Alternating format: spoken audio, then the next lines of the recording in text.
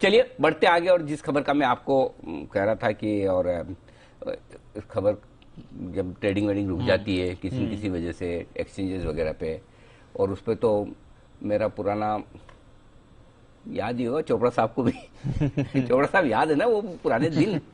जी, पुराने दिन याद है। पहले की बात है। हाँ। आपने बोला था कि आप बेझिझक बोलिए, आप बात घुमा के क्यों कर रहे हैं, और आप बात करिए। तो आपने आइए, बिल्कुल जो आपने मजबूती उस दिन दिखाई उसका असर दिख रहा है। देखिए खबर सुना दूं पहले मैं आपको, फिर हमारे संवाददाता ब्रजेश हमारे साथ जुड़ रहे हैं जो बताएंगे पूरी खबर। एक एक्सचेंज में साइबर अटैक होने पर अब इन्वेस्टर्स दूसरे एक्सचेंज से सारे के सारे सौदे कर पाएंगे। है ना इंटरेस्टिंग चीज?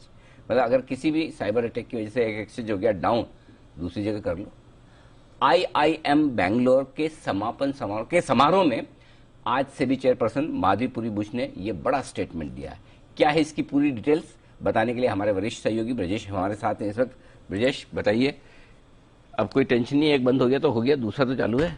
बिल्कुल, ये इस संभावना, इस आशंका को दरकिनार करने के लिए प्लान है कि साइबर अटैक कभी भी हो सकता है, कहीं भी हो सकता है, कितनी भी तैयारी कर लें, आप ये नहीं कह सकते कि 100% नहीं होगा या करेक्ट नहीं होगा, या होगा तो हम पूरी तरह से उसको रोकने में कामयाब हो जाएंगे।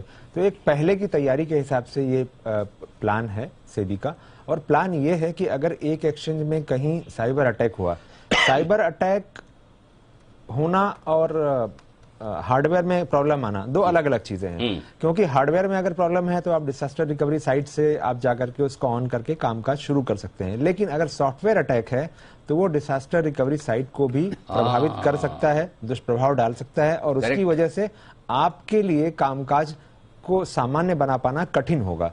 तो उस परिस्थिति को टालने के लिए ये सेबी इस पर काम कर रही है कि एक एक्सचेंज में साइबर अटैक है तो यहाँ का जो भी क्लाइंट का ट्रेडिंग का जो डेटा है वो सारा का सारा इंफॉर्मेशन जो दूसरा एक्सचेंज है जो सेफ है, सुरक्षित है, जहां पर कोई अटैक नहीं है, कामकाज सामान्य तरीके से चल रहा है, वहां पर उसके डेटा सेंटर में ट्रांसफर कर दिया जाए।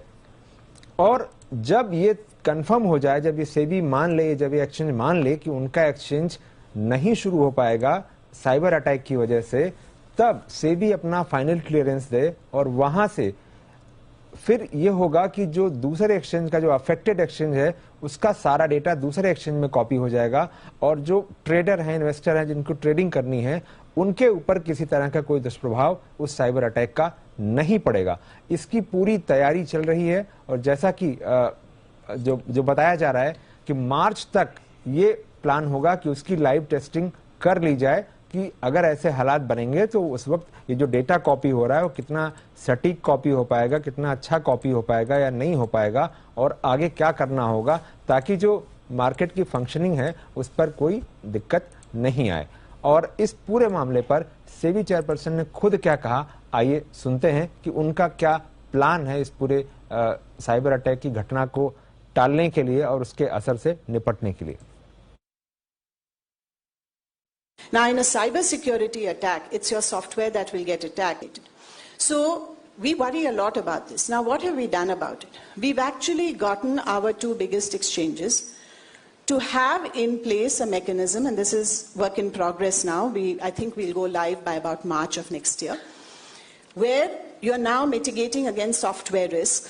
So, all the data of every client's position and collateral which is there on exchange A is online, going and sitting in a storage box next to exchange B system in their data center. If exchange A goes down, and if SEBI determines that this is on account of software attack, meaning a cybersecurity attack, and it's not going to be possible for their DR site to come up in time, SEBI will press the button for that data to be uploaded into exchange B's system, their software. Okay? And now every participant in the market can operate on exchange B as though he was operating on exchange A. ये है बेहद interesting development जो सेबी करने जा रही है, और जिससे कि पोजीशंस को आराम से स्क्वायर ऑफ किया जा सकेगा, खत्म किया जा सकेगा, और किसी तरह की कोई दिक्कत नहीं होगी।